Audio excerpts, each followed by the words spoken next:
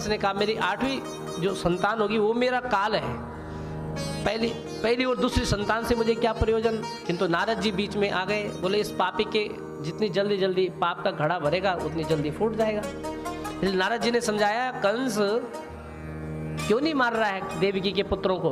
बोले इसलिए नहीं मार रहा हूँ गुरुदेव, मेरा काल तो 8वीं संतान है।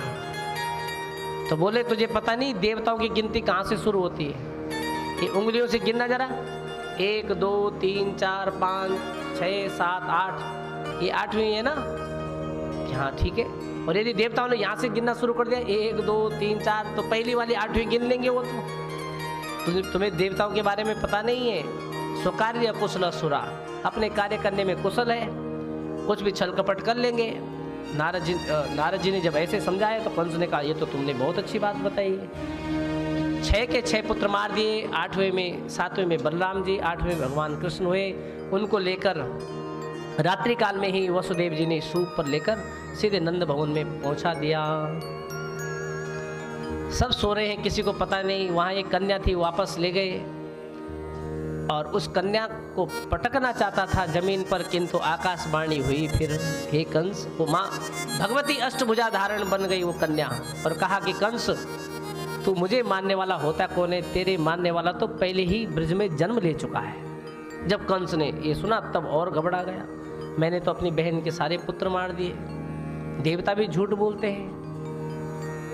तो आइए इधर भगवान कृष्ण कब पहुंच गए गोकुल में किसी को पता नहीं चला।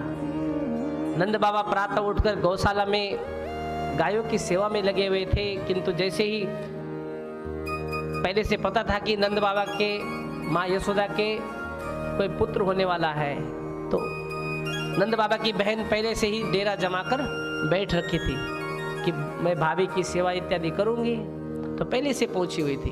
तो उस दिन जैसे ही सुनंदा ने द्वार खोला तो माँ यशोदा योग माया के बसीभूत होकर सो रखी है, पता ही नहीं कि बगल में कब भगवान कृष्ण प्रकट हो गए। भगवान जन्म कहाँ लेते, भगवान तो अवतरित होते हैं। बोलो, भगवान का जन्म थोड़ा नहीं होता है, वो तो अवतरित होते हैं। भगवान कृष्ण का जन्म हुआ, भगवान तो पहले चतुर्भुज रूप में प्रकट हुए, फिर शिशु बने। ऐसे भगवान राम भी पहले चतुर्भुज रूप में आए और फिर शिशु की जय शिशु लीला, शिशु बने। तो भगवान प्रकट होते हैं, जन्म नहीं लेते। जन्म तो हम सामान्य मनुष्यों के लिए, भगवान अवतरित होते हैं। अवतरित मतलब उतरना।